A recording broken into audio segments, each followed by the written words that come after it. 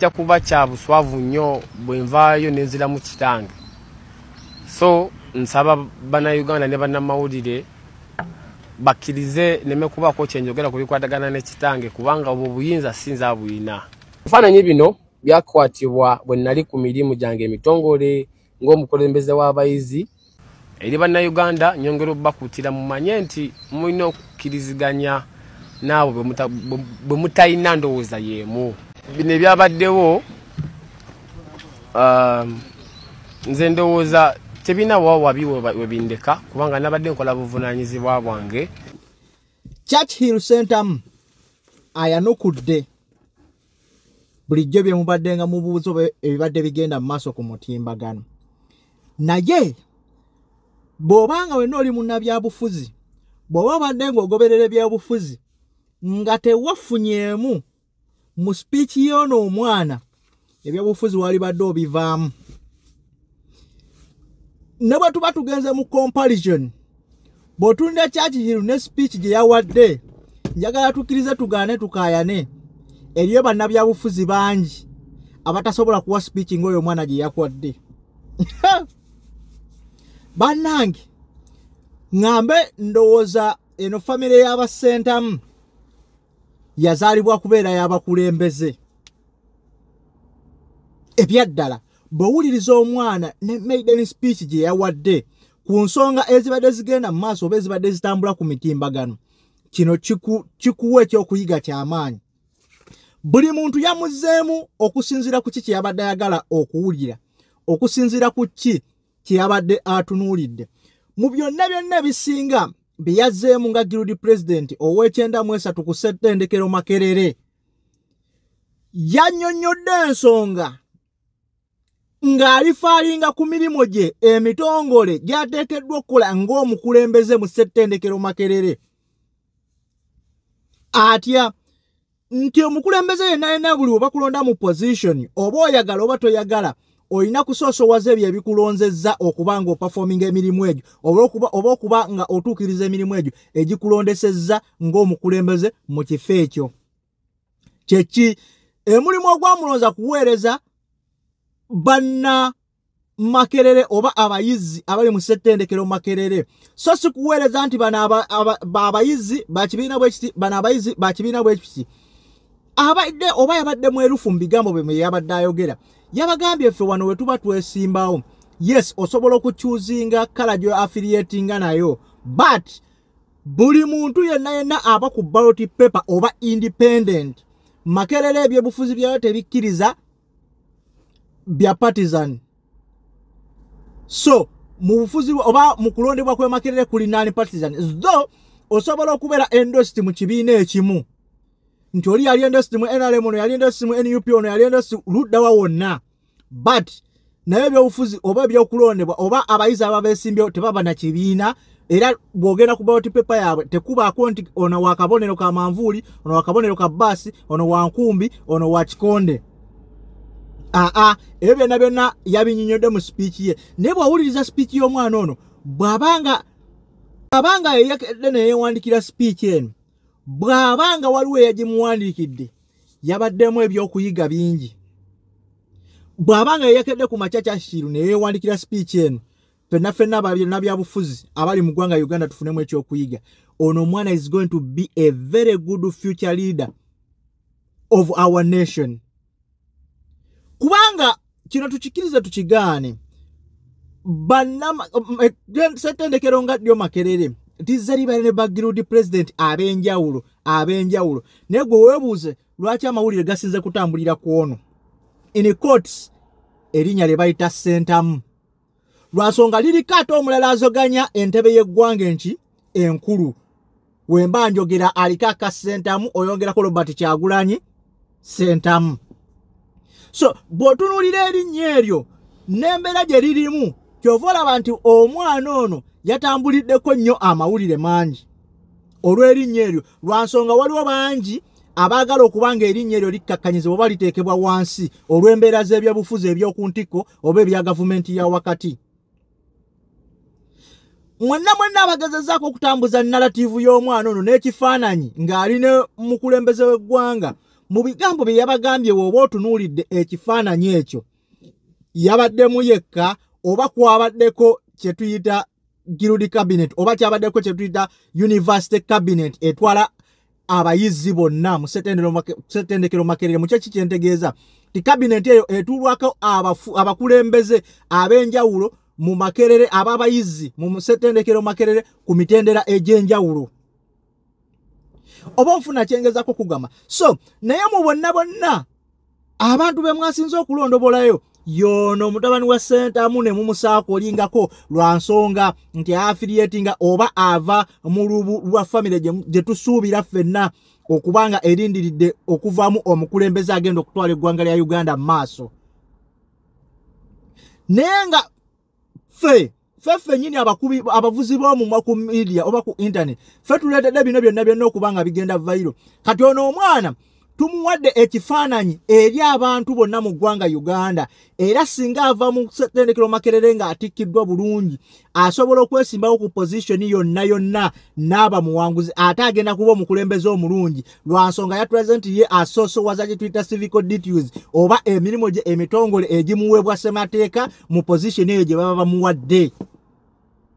Era mwenna babadde balowooza nti mumukolako disservice mukakkanya Yoba ne kitaawe kati ate mwamuwadde hint mwamuwadde hype mwamuwadde erinnya n'okwongera okumanyikibwa mu bantu. Kati ffenna abasinga nga Kasa Church Hill Center tubadde tumumanyi wabula olwa narrative ezigenda zitambuzibwa ono mutabani wa Kunga alabikira atya mu kifaananyi ne president w'eggwanga bannange. Ate ekinyambe n'ekisizza kibadde kimu nti yabawadde ebyokulabirako bingi n'agezako banaratingira ensonga nnyingi nnyo nti bw'otunuulira ne mu gavumenti yennyini etambuza eggwanga Uganda abagitambuza oba bakulembeze ku mitendera egy'enjawulo tebava mu gavumenti yokka wabula bava mu bibiina eby'enjawulo ebyo opposition ne bakolaganira wamu ne gavumenti eri mu bufuzi. Kati nga bonalaba eya NRM ababaka abali ku opposition bali 100 ne bakolaganira wamu n'ababaka abali mu gavumenti lwa nsonga ki nti balina emirimu emitongole egyabateekebwako okubanga bagitambuza ng'era balina kukolaganira wamu n'abo babaka abali mu gavumenti. Omuntu okubanga temuli bandowooza yeemu tekibaleetera kuba ate balabe n'abalabe. Tusobola okubanga tuli ba Luganda naye obanga tusobola okubanga oli mukazi wange oba tusobola okubanga oli kyaliwaye naye ng'olina kyokkiririzaamu nange nina kyenzikiririzaamu. Kino nja kigeraageranyanga ku ddiini sorry to say oba okuleetamu ebyeddiini nti waliwo omusiraamu waliwo omukatuliki waliwo omulokole waliwo omuseventh day waliwo omuprotestant naye ffenna tulivinga in the same environment. Ogenda sanga omusiraamu nga neighbor wa mukatuliki naye nga bakolagana. Ekyokubanga tebasinzira ddiini y'emu tekibaleetera kuba balabe n'abalabi. Okitegeera ekyokuba nti Church Hill ye mukulembeze oba ava mu family ya Sentamu egambibwa okubaamu omukulembeze agenda okuba ng'atwala entebe y'eggwanga lyattu Uganda tekitegeeza nti ate asaidinga na Museveni. Guli gwabadde mulimu ogwo mutongole Museveni nga chancellor wa university okuva edda nedda nti omukulembeze wa Uganda yabanga akulira Ssettendekero Makerere bw'aba yazze ku lukyala olukulu olw'okulaba ebigenda mu maaso mu university nga akakiiko aka Guild President oba nga akakiiko akatwala Ssettendekero Makerere ku ssa ly'abayizi baba balina okuvaayo okujja okubanga bakiikirira abayizi. Oba nfuna kyenkugamba nkaddemu amagezi gazze nga kabinenti eya Guild President baba balina okuvaayo bajje babe nga bakiikirira abayizi so bagizi kujja nti bonna babekole ki babeewo bano be balina okutwala views eziba zivudde mu kuŋŋaano olwo oba mu nteesezero eryo oba mu meeting eyo. Naye ffe tulina engeri gye tuvugamu ekifaananyi kino ekyogezaako okusiiga abantu ekifaananyi n'okubasiiga embeera embi ekitaali kirungi of which nti tugenda fundikira oba tugenda kumaliriza at the end of the day nga twokyezza. Ate tujja kulowooza nti ffe twokya lwa nsonga tumanyi bye tukola tuli bagezi naye omwana bwe kuba jakapoti yaba kubi jakapoti navaayo nenkola vidiyo yasooka ng'amba gamba nti omukulu chairman Nyanzi okuva na dictating omwana kikyateekeddwa okola n'atuuka n'omugamba nti resigning mu position eyo gy'olimu. It was not called for. Kuba omuzadde omutuufu ekyo si kye yali alina okukola okugezaako okwerungiya mu bantu. Ekyo nakyogera ku Chairman Nyanzi ne ngamba nti bwe kubanga on the side of the father okizanye bubi, wabula gwe ku side yo okizanye nga politician obanga omunnabyabufuzi, wabula totunuulidde ate kaliya ya mwana. Ekintu ekyo navayo ne nkyogera ku Chairman Nyanzi ne ngamba nti omwana wa muzaala asukka emyaka 18 alina kye tuyita independent mind, yeetegerera asobola okwawula ekituufu naki n'ekibi. Chaji Hiru tavangayo era mu byo bamugambye nti affiliating oba ne NRM oba whatsoever. Nabagamba nze okubanga najanga independent kitegeeza nti nali nvudde mu NUP. Dilo nalinkedde ne mbagamba nti si kyali member wachi wa NUP. Omwana abakubye point ku point. Bogezaako kutuula wansi n'owuliriza statements lwakuba abasinga oluzungu lubasumbuwa. Naye kirungi kiyabaddiza ne muki ne mu Luganda. Kyatuuse ku kyataatawe. N'agamba ebyo talina nnyo bingi bya byogerako.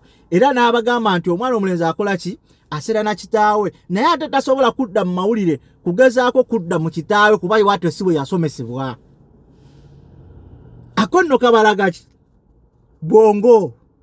Oyo omwana agenda kuba mukulembeze.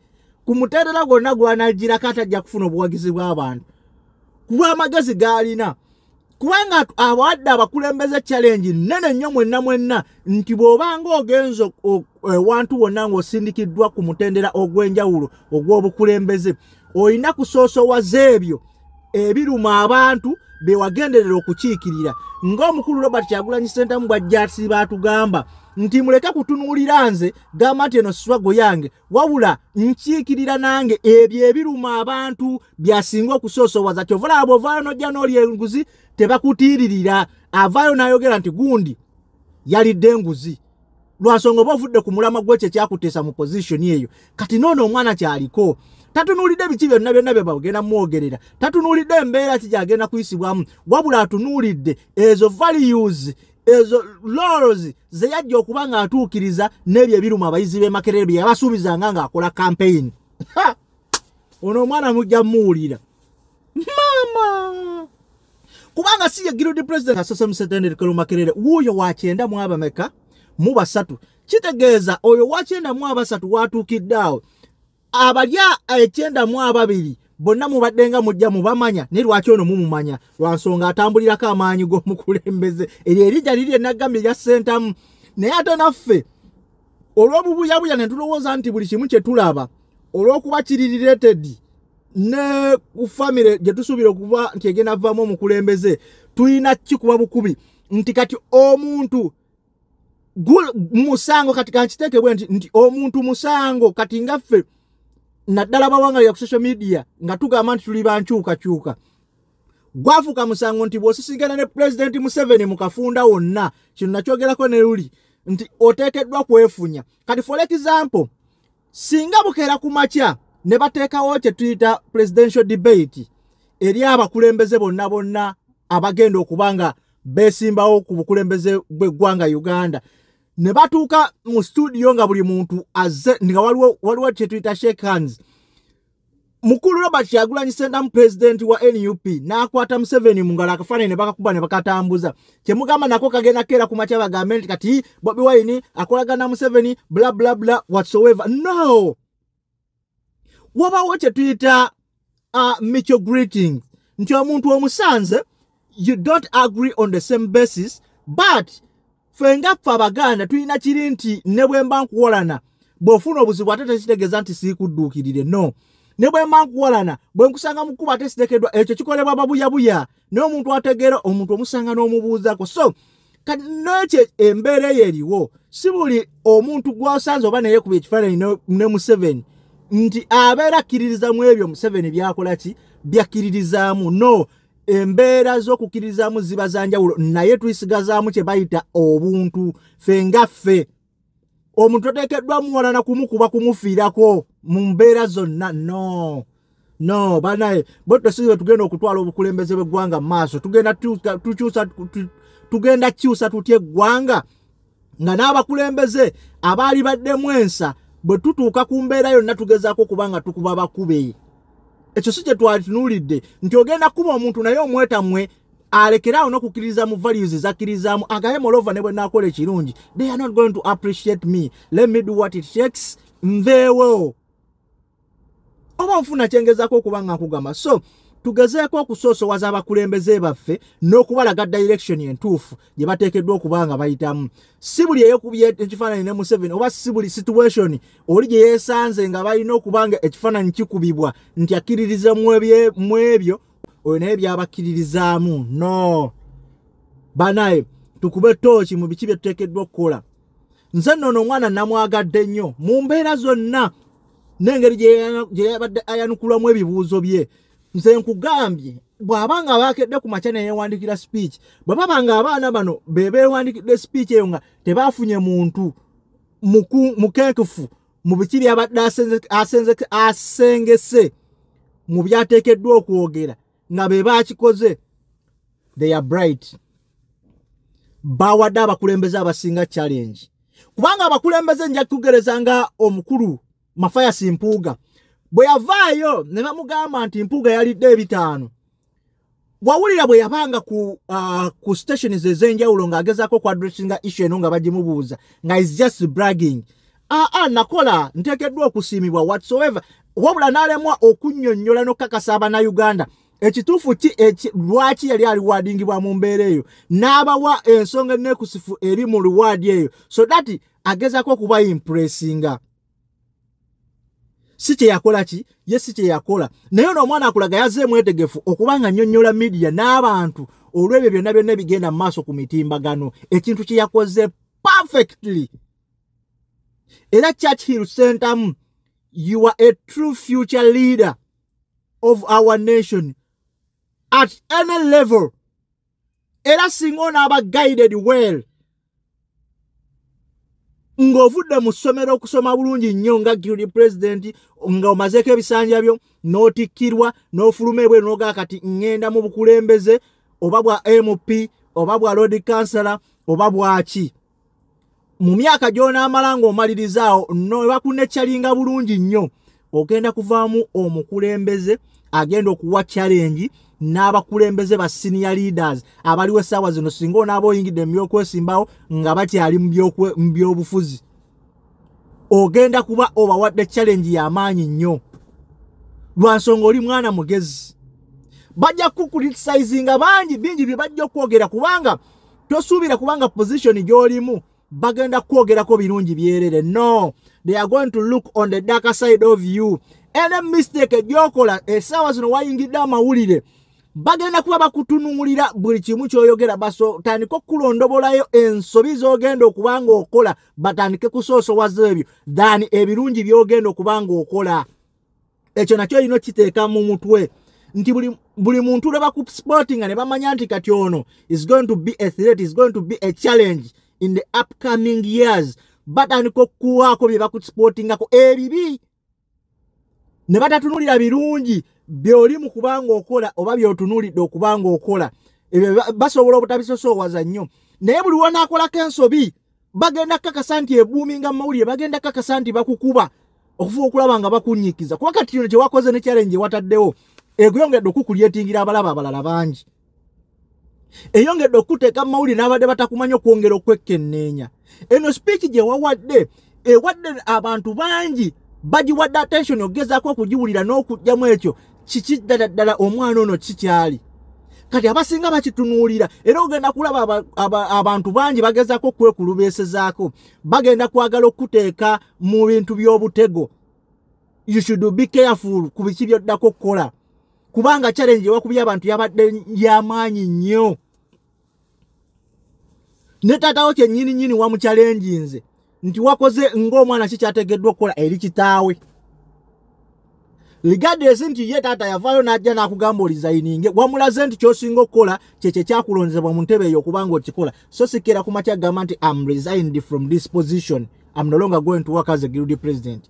Wamulaze ekifaananyi kituufu kikyotegeddwa okukola ng'omukulembeze than ogamba nti kandizayininge taata wange ayogedde. No, abazadde bazaala mibiri obaffe abazadde tuzaala mibiri so si myoyo omwana bwakula ng'oyo naye atuuka n'afuuka omusajja n'atandika okwetegeerera kyogamba tugenda kuba tutegeerera baana from A paka to Z no naffe baatuzaala ne tufuuka abantu tetutandika okwetegeerera ke kaseera tulowooze ku baana be tuzadde nabo mu mbeera gye bagenda okuba nga beetegeereramu kyekikulu kye twali badde tusinga okuba nga tutunuulira than okuba nga tubadikiteetingira ki kye bateekeddwa okuba ekyo nakyogera ne luli nti Chairman Nyanzi bw'ogezaako okugamba omwana n'omukaka mu speech zo z'okola olw'okuba otya ggwe public okutunulamu obubi nti olw'okuba mutabani wo yaliko oba yeekubye ekifaananyi nga guilty president ne President Yoweri Kaguta Museveni nga naawe kennyini olaba abantu bakyakwaniriza ne bakukkiririzaamu ng'ate waliko wa NRM wabula wakkiriza nti olw'embeera n'ebyali bigenda mu maaso mu NRM tebyakusobozesa kubanga osigalayo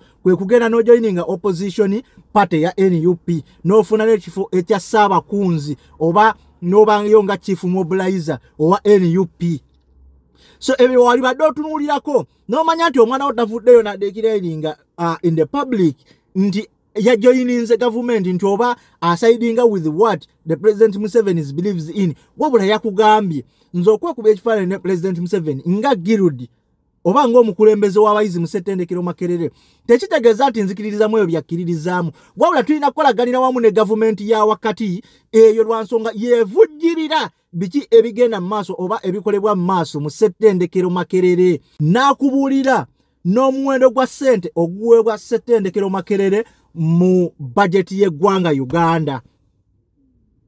So Chairman Nyanzi kyonna kye wasalawo goyinza wakisalawo olw'okuba public yali edemandinga ng'olowooza public egenda kwogera ki ku biki ebigenda mu maaso gwe Ssaabakunzi wa NUP ate omwana wo gwe balaba n'omukulembeze w'eggwanga no that's not how we drive things si bwe tuvuga ebintu we should think beyond that oyo omwana ekintu kye yagezezaako okuba nga akola I think you should be proud of your son as of now. Mu kifo ky'omwana okubanga ye akwetondera n'okwetondera bannayuganda gwe wali badde omukubira n'akasimu n'omugamba mutabani ndabika bye nali nayogera nali nakusalirawo bubi bwe nto si bwe nali nteekeddwa okuba nga nkugamba ekituufu olina kukola bwoti ne bwoti ng'omukulembeze omutuufu Chairman Nyanzi ngamba ggwe ssebo taata. That's how a father is supposed to be doing, directing, not dictating. You're talking to your son who has become a man, not a child.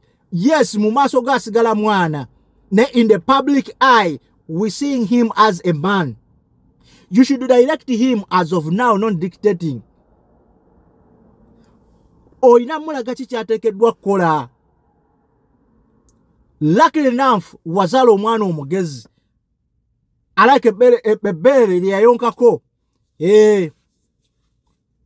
Kati tufunyemu Sentamu owokubiri mu famire ya Sentamu tulinayo oli ali waggulu ku toopu kati tuleeseyo n'omulala ku mutendera gw'owansi akyali ku mutendera gw'abayizi naye ajja twagala ekibiina kya NUP kitumukwaatireko mu mushaping okubeera omukulembeze omulungi so si kumukubanga bagamba bano abali ku social media Bob course they are lamenting depending on views and likes.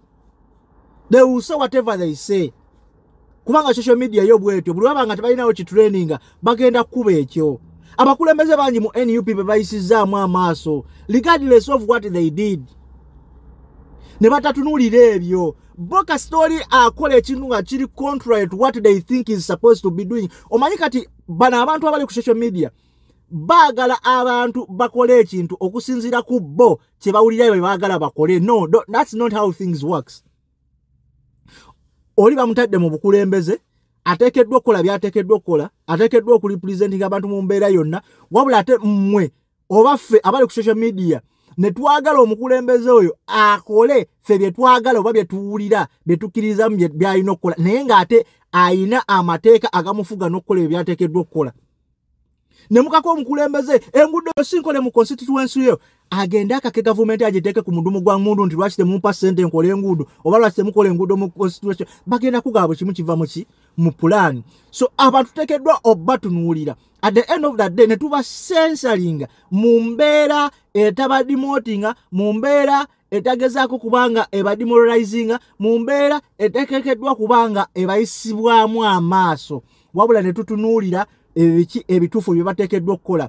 Osobola okugayidinga omuntu nga tomumye nga tomuyisizaamu maaso nga tomukakkanyiza nga bwe kisinga okuba nga kikolebwa ku gundi ku social media okwo nga ddala abo abeeyita ba deep politics. Mu kutandika abantu bano batandika bakola ekintu mu butuufu bwakyo naye bo buli kye balaba ne bakuba bukubi ku nnyama kubanga battirawo. That's not how things is going to work.